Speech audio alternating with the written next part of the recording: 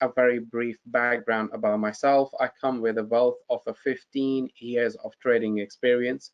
During this time period, I have worked as a hedge fund trader for Bank of New York Mellon, as an equity trader with Bank of America, and currently providing services to AvaTrade as a chief market analyst. Now, in today's webinar, we will be focusing on indices, and we'll be specifically focusing on the US indices really. This is our series of masterclass. As always, we cover various different topics every Wednesday, same time. And in today's topic, we'll be covering mainly focusing on the US indices. Now, before we continue, as we are already short in time, before we can do anything else, I'm just going to very quickly and briefly run through these. The contact details for Twitter are right in front of you, and on a daily basis, we do cover fundamental and technical analysis on our YouTube channel. Now, as always, it is important for me to go through this disclaimer. Anything which will be discussed cannot be perceived as an advice. The full disclaimer is right in front of you. Something which is quite important for you guys to know is AvaTrade's AvaProtect is a revolutionary one-click risk management tool available on AvaTrade and WebTrader and the AvaTrade Go app. With AvaProtect, you can purchase protection against a loss for a defined period after opening a position. If the protection ends and you have an open position that is losing, AvaTrade will reimburse the loss directly into your account. Now, for more information, please do consider consulting with your own account managers. Now, what we're going to do in terms of the agenda is why to trade indices, the inverse of indices, we will cover briefly on that, and the fund flow, defining levels and defining strategies. Now, can you guys tell me, why do we trade indices? What is the purpose of trading these indices? If any of you have attended any of my previous webinars, you should be able to answer that particular question, because I do cover that in a lot more detail previously. All right, okay, fantastic. It is a diversification, great. And then someone saying it provides you great hedge, great. Okay, so let me explain that. When you buy an index such as the S&P 500 index, which represents the top 500 stocks in the United States, you are getting a diversification straight away. Why? Because you are not buying one stock, you are buying a portfolio, if we can say, of number of the 500 of the top 500 stocks. So you don't have an exposure directly to one company, but you have an exposure to several other companies at the same time as well. So your risk in other way is very, very low.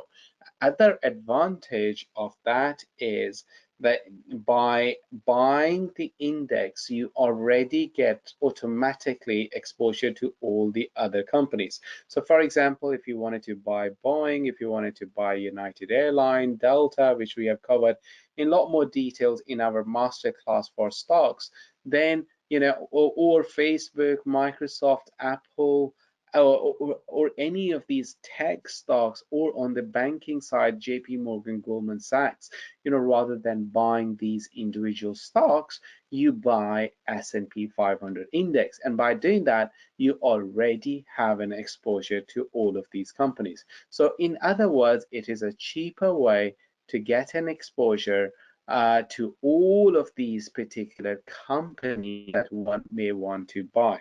Does that make sense to you guys?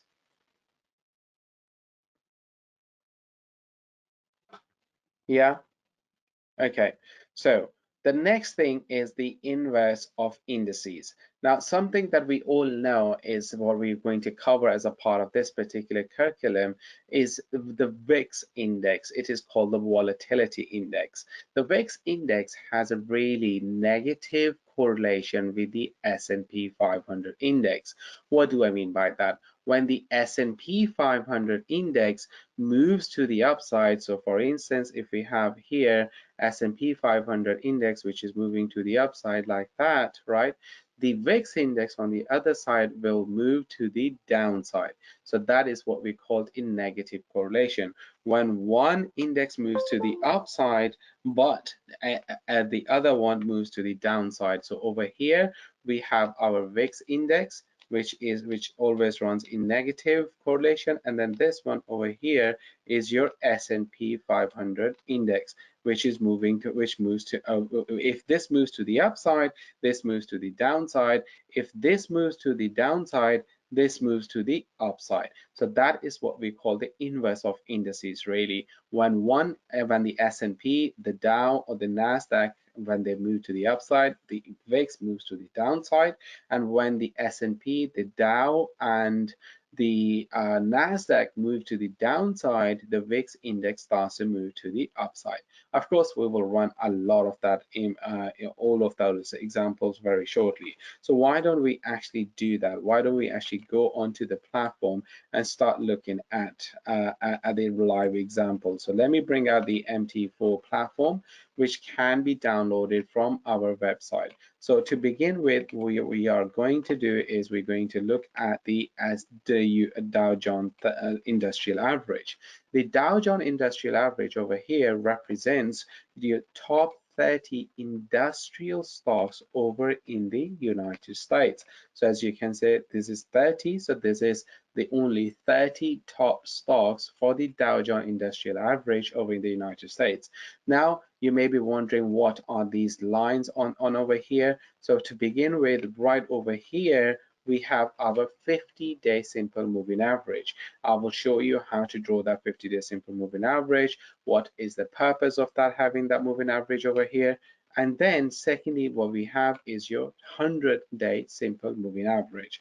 And then finally, we have the 200-day simple moving average. Now, why do we include only these three moving averages?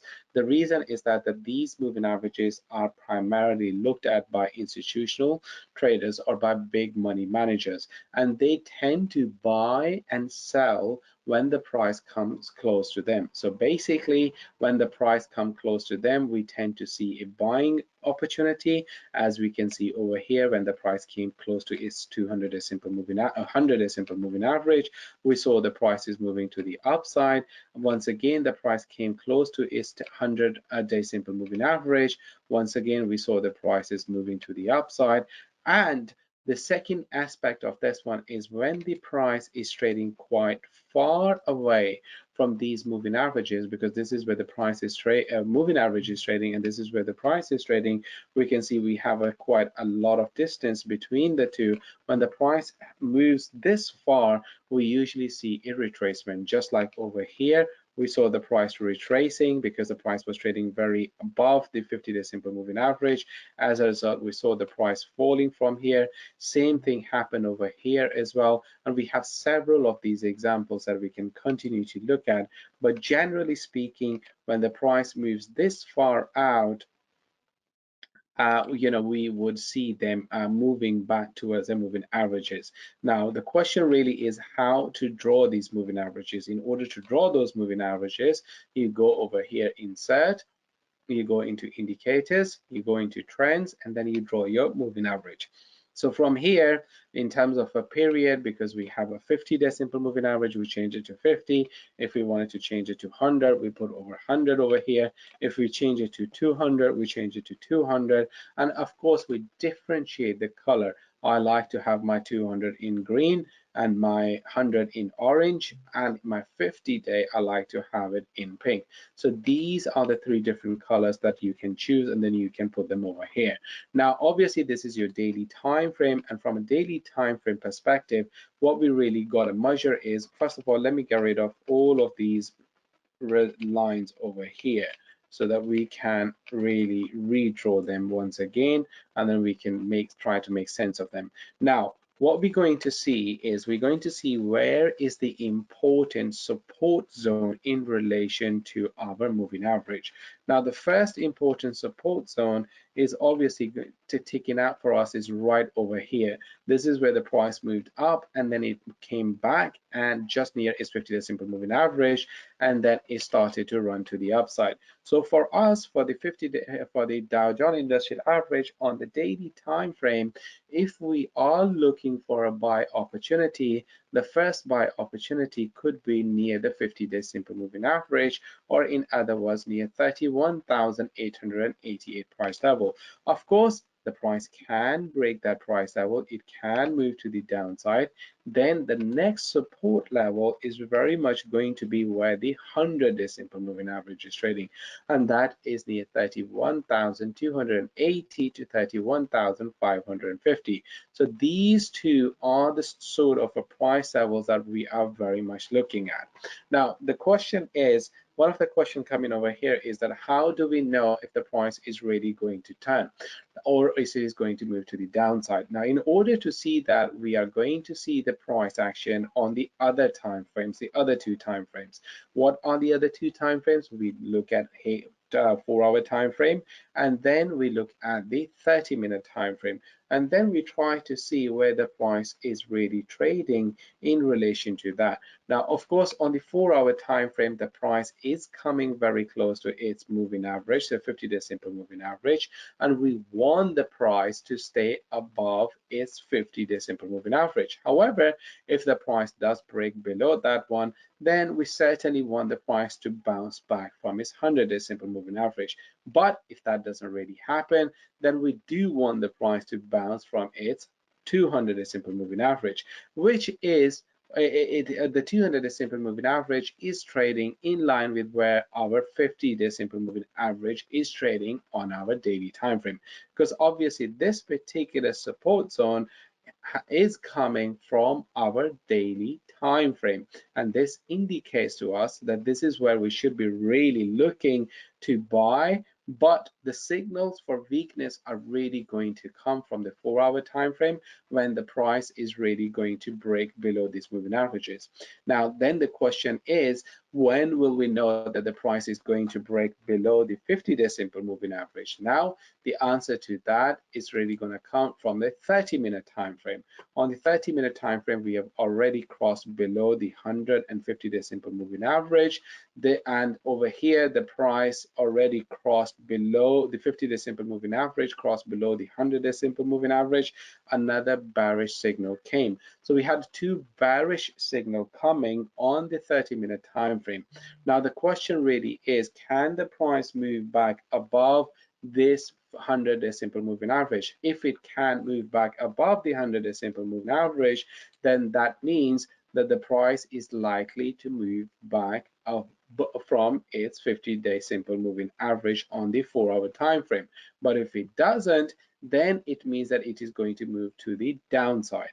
Now, of course, if it moves to the downside on the 4-hour time frame, then it means that the price is likely to come towards its 50-day simple moving average. So what we need to do now is we need to have another immediate level of a support zone, and that immediate level of a support zone is going to be coming on the 4-hour time frame for us to monitor. And then this is where we're going to see if the price can stay above the 50-day simple moving average or not. If it can, then we can potentially take that trade the moment the price comes into this area, or if the price comes near its 100-day simple moving average, we can look at that potential area as well. So basically what I'm saying is that this one and that one is our long-term support zone. So for these are the support zone for investors and traders who like to do swing trading, meaning they wanted to trade based on the bigger term time frame. We are still trading on the bigger term time frame on this one because we're still taking the direction of the trend from the bigger term time frame, because the bigger term time frame says that the trend is to the upside and we should be trading to the upside. So we should be looking for a retracement opportunities in that. So that is what we are doing. So even over here, that this price level is very, very close. It's very close to the price, but we still like to trade to the upside. But what, as a precaution, what you may want to do is really you wanted to bring your support zone rather than near its 50-day simple moving average towards its 100-day simple moving average, because for me that represents a better risk to reward ratio. This is a much better entry. I'm not saying this is not a good entry. I'm saying this is also a good entry as long as the 30-day simple moving average moves back above the 100-day simple moving average. But if it doesn't, then we certainly want to wait for the price to come near its 100-day simple moving average. So that is what we're really saying. Does that make sense to you guys?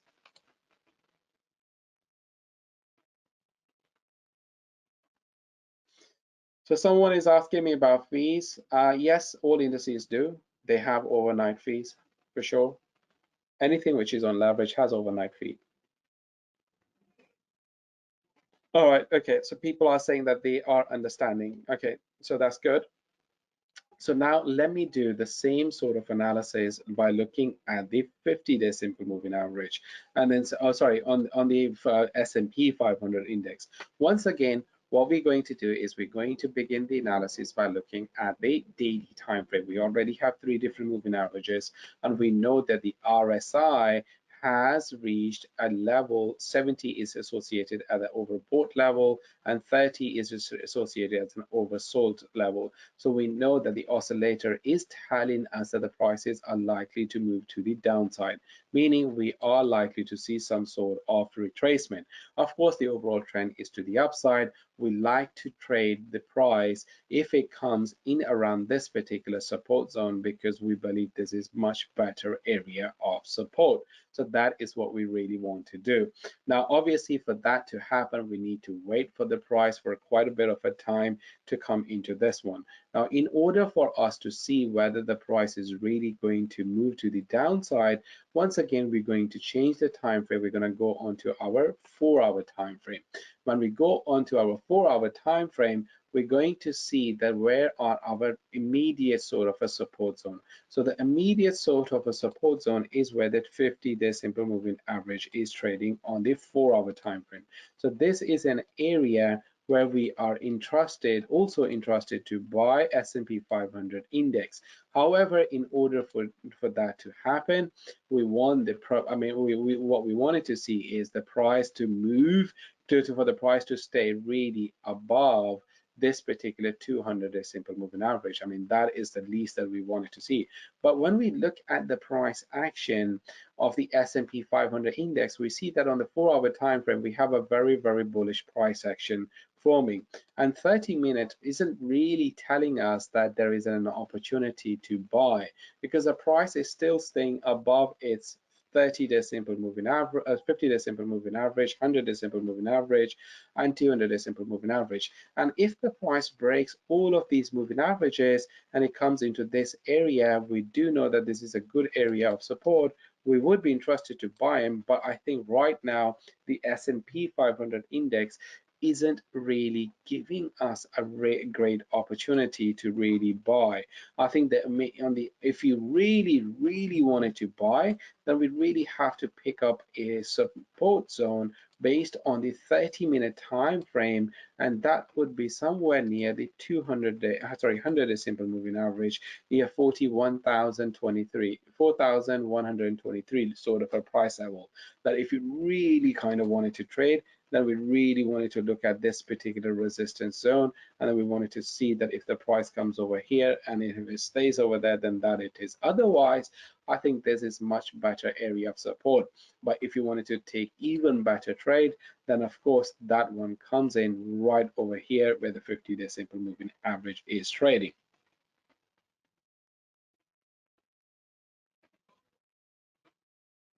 Dom, I don't understand what you mean. Yes, this is a 50-day simple moving average. This is a 100-day simple moving average.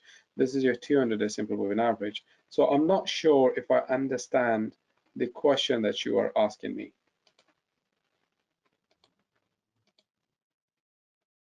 Maybe you wanted to rephrase that question. Maybe you wanted to ask that question again. Okay, now we do exactly the same with the NASDAQ. What we're seeing with respect to NASDAQ is again the price on the daily time frame is trading above all the important moving averages, meaning your 50, 100, and your 200-day moving average on the daily time frame. What we see is that the price came into its previous area of resistance and it moved to the upside. Of course, we had this opportunity where the price was forming a double top, a reversal pattern, but that reversal pattern hasn't really played out because the price has moved above that particular zone. It has moved above, it seems like that it is moving to the upside. So that is what we are really looking at in terms of that particular price action. So if we are looking to buy now, if we're looking to for an opportunity to buy, again, what we really kind of wanted to do is look at this particular area just right over here.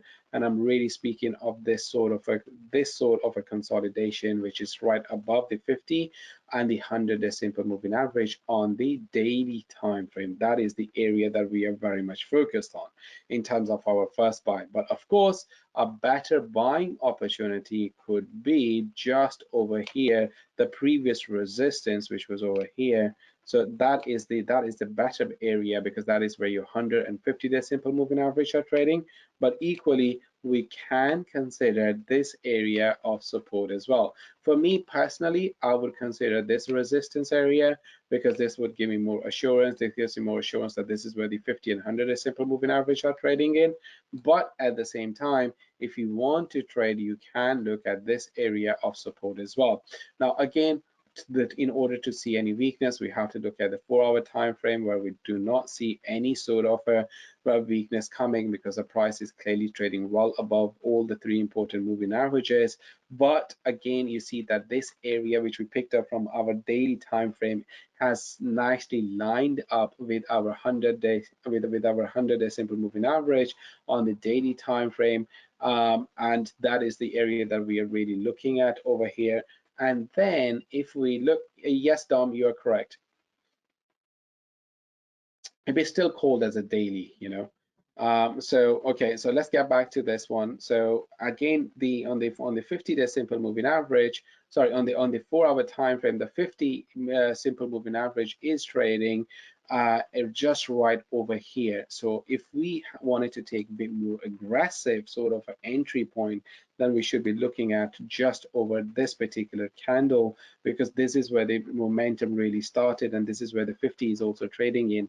So if the price retraces into this level, you could potentially look at it to buy. But remember, this is an aggressive area of buying it, and I wouldn't really consider anything less than that in terms of any other price levels. So even, you know, when we look at the 30-minute time frame on over here, we can see that the price is likely to break. If the price is moving back towards the 30-day simple moving average, the possibilities are that we may see the price breaking below the 50 and 100 and 200-day simple moving average on the 30-minute time frame. And if they do, then this is the area where we would be really buying them. Otherwise, if you wanted to take immensely aggressive buying opportunity, then you just wanted to take it near the 50 or 100, perhaps maybe not 50, near 100 or 200 simple moving average on the 4-hour time frame. So that is really the area of a buying opportunity that we should be really looking at. So basically, what we have covered in this particular short webinar is really an opportunities in terms of 3 different stock indices. That is your US 500, that which represents your S&P 500. In other words, that these are your top 500 companies. Especially the fact that earnings are here, you know, indices could really provide you a big exposure. By you buying the index, you get an exposure to all the bigger companies. Then we looked at the Dow Jones Industrial Average, where we have the top 30 coins. So it's not 30 coins. I'm just too much focus on a Bitcoin today, so I just said or Coinbase IPO. So hence I use the word term coin. So with the Dow Jones Industrial Average, you have a 30 stocks that we are really looking at. And again, we are focused on the industrial stocks over there, and then the momentum is still strong. But to summarize, whether it comes to S&P 500, whether it comes to the Dow Jones, whether it comes to the NASDAQ, the momentum in the stock market is still very much to the upside. The upward trend is still very much in place.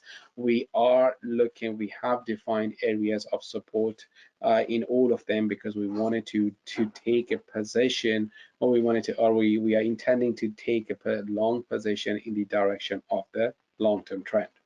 Does that make sense? Any questions? So someone is asking, why do I not use EMA? I don't really like to use EMAs. I like to use simple moving averages, because these are the moving averages that usually most of the bigger funds would use as well. Institutional clients would use. Before that, when I was at an institution, we always used to use that.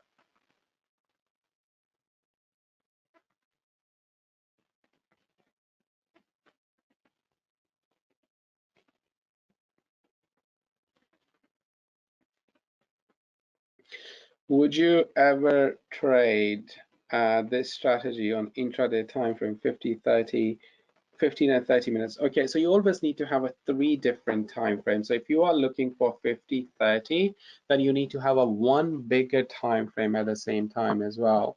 And that bigger time frame should really be your 4-hour time frame that we'll be really looking at, not even hourly. We should be really looking at 4-hour time frame. But yeah, you can certainly look at that as well.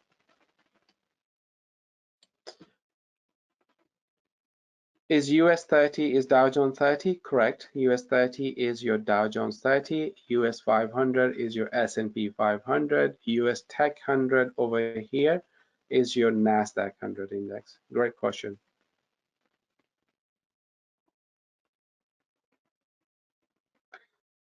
All right, folks. Apologies once again for a little bit delay, but obviously we have gone over our time to cover for that little bit of a lost time earlier. And if you have any questions, this webinar will be posted on our YouTube channel. So have a look at that. And otherwise, I'll see you guys same place, same time next week. Thank you.